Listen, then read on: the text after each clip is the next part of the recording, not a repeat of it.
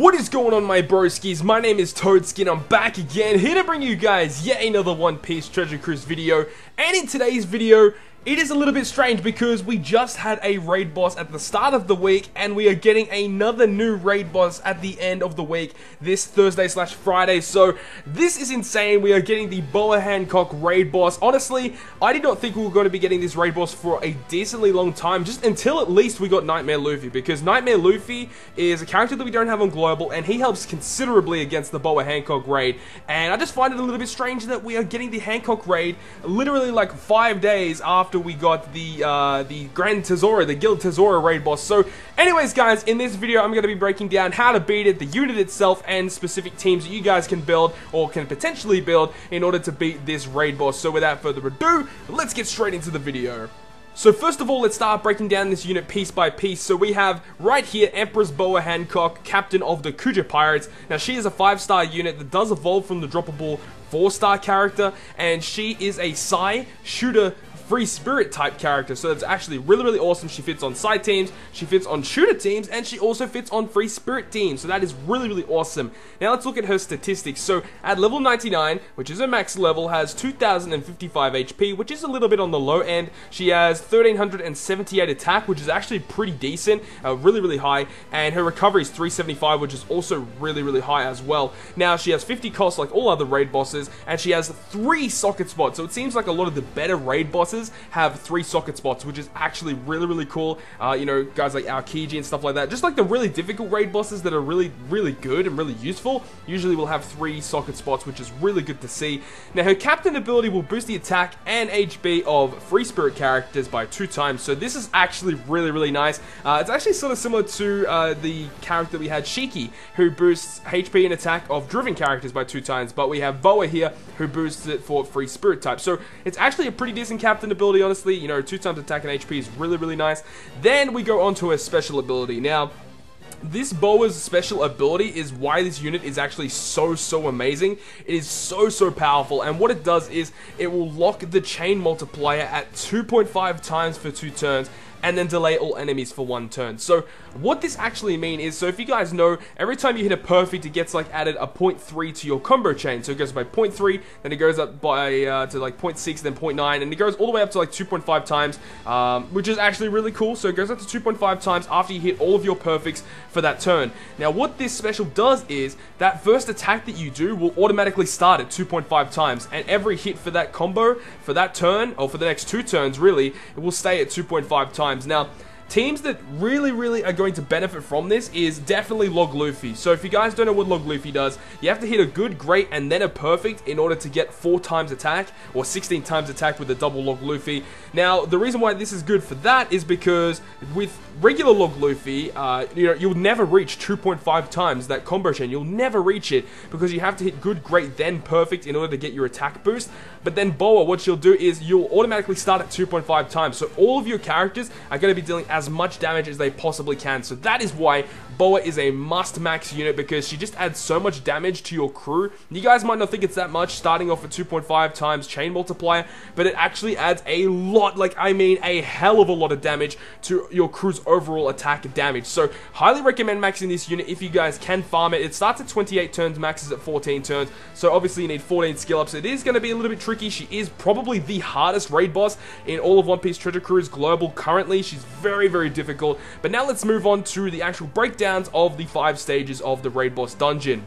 So moving on to stage number 1 of this dungeon, we have a whole bunch of different units. We have some giant pirates, which are the Dex female giants. We have a daimyo turtle, and we also have the lobster as well. So basically, the giants are probably going to be the most annoying characters here. They have 75,000 HP and an attack power of 6,900 damage. So you definitely want to try and take down the pirates first. They are going to be very hard to take down. And also the daimyo turtle, you have 7 HP, so you can get potentially 2 turns of stall on that, which is really really nice. And the Lobster as well has 25 HP, so you can potentially get 7 turns of stall on the Lobster. However, the Lobster does deal 5,100 damage to you, and he will start off at 3 turns and he goes to 4 turns. So, you know, it really depends on if you really want to stall for that long, but, you know, if you really want to, you can stall for potentially 7 turns on that Lobster, 2 turns on the Daimyo Turtle, so, you know, you can get a lot of turns of stall off on this first stage, and you actually will need to stall for some specific specials, especially for stage 2, because stage 2 is going to be very, very difficult, and we'll move on to that right now. So on stage 2, you will encounter 6 female bandit characters. Now, these characters can either be Psi type or they can be Dex type. So, depending on what kind of units you bring, you might make this a little bit easier, or it could be very, very difficult.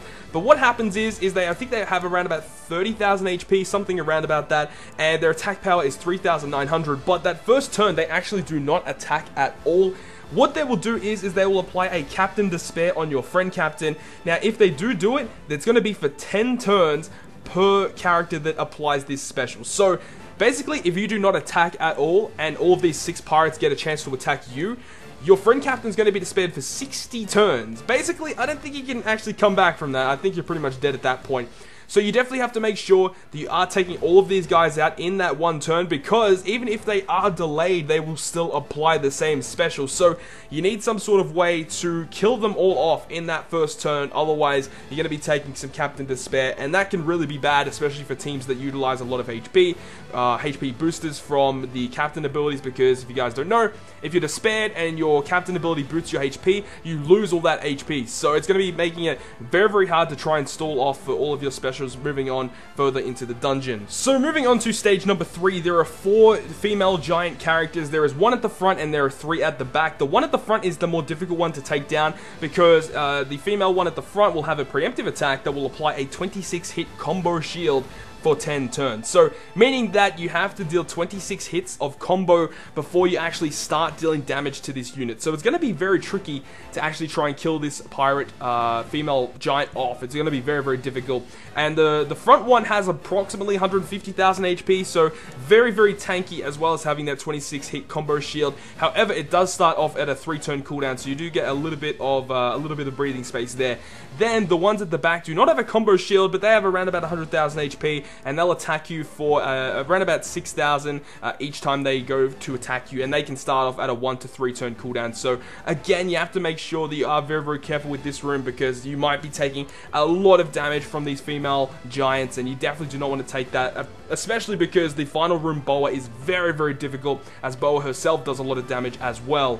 Moving on to stage number 4 now, we have a whole range of different units. We actually have 2 Elder Seahorse characters, which both have 7 HP, so not even like a regular Golden Pound attack can actually kill off these seahorses. And the bad thing about this room is that they all have a 1-turn cooldown, so they're all going to be pretty tricky to actually take out. Also, there is a Penguin. Now, the Penguin is probably the unit that you want to stall on if you need to do any more stalling. Then this Penguin is probably the unit that you want to try and do that on, because he can spawn in on a 1, 2, or 3-turn cooldown, and once he does attack, he goes to a 2-turn cooldown. Now, after the Penguin actually does attack, he actually applies like a big defense buff to himself, which is something you do have to take note of. You know, that defense buff could be a little bit tricky, and you might be taking a little bit too much damage, so you do have to take that into consideration, as the Penguin will actually deal 6,500 damage to you every time he goes to attack. Also, there are 3 other, you know, bandit or pirate characters. There are the female characters with the 2 swords. They are pretty easy to take out. They have like 20 to 30,000 HP, same as the bandit character. But once again, that bandit character will also, you know, apply a despair to one of your captains if it does stay alive and does get a chance to attack. So once again, make sure you take out those bandit characters. They are very, very bad, and you know, even if you do delay them, they're going to be despairing your captain. So you definitely have to focus on those bandit characters, because you do not want to get captain despaired, especially right before the room where you're about to reach BOA Hancock. So now we've finally reached stage 5 against BOA Hancock. Now, BOA here has 2.72 million HP and an attack power of 9,100 damage every single turn on a 1-turn cooldown.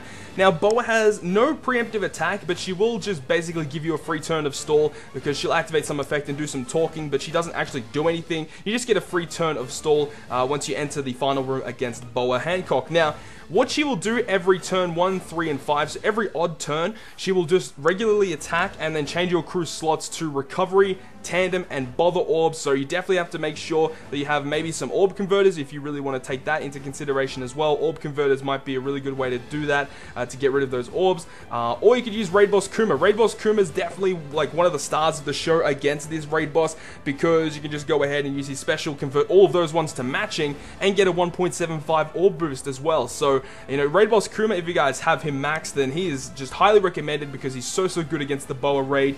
Then every turn, 2, 4, 6, 8, etc. So every even turn, she will attack and then clear all buffs and debuffs. So you do have to take that into consideration as well, that every 2 turns, she's just going to be clearing all of your buffs that you have on your team. So, you know, it is going to be a little bit tricky in that regard. However, if she falls below 50% HP, what she'll do is she'll half damage for 2 turns, clear all the buffs, and then next attack that she'll do to you will be exactly 6,800 damage. So it is a little bit weaker than her regular attack, but it's still a lot of damage overall.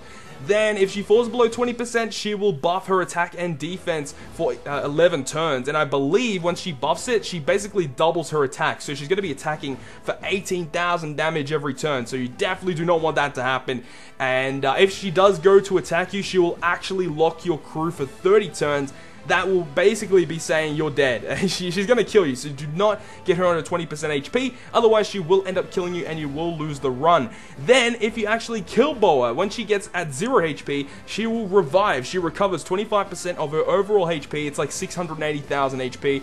Then she will half your crew's HP, lock a random unit that is not your captain for 99 turns, and then apply a debuff protector for 99 turns. So, after you kill her, she's going to lock one of your units, which is going to be really annoying for 99 turns, and then, you know, you can't even delay her when she recovers as well. So, one of the best strategies that I've seen in clearing, you know, just anyone that revives is Legend Mihawk, because if you guys don't know what he does, Legend Mihawk will deal 50% of the damage that you dealt in regular attacks in the previous turn as damage in the following turn. So, it's actually amazing. So, you just use one turn, burst her down and kill her off, and then when she recovers, you can use your Legend Mihawk special, and then whatever damage you dealt in the previous turn is just dealt again to BOA. And, you know, if you've dealt over like 1.2 million in that turn, you'll automatically kill her off. So, you know, Legend Mihawk is one of the best strategies that I've seen in killing off Raid Boss BOA when she revives. But overall, she is going to be tricky nonetheless. No matter what strategy you use, it's going to be very hard in order to take down Raid Boss BOA.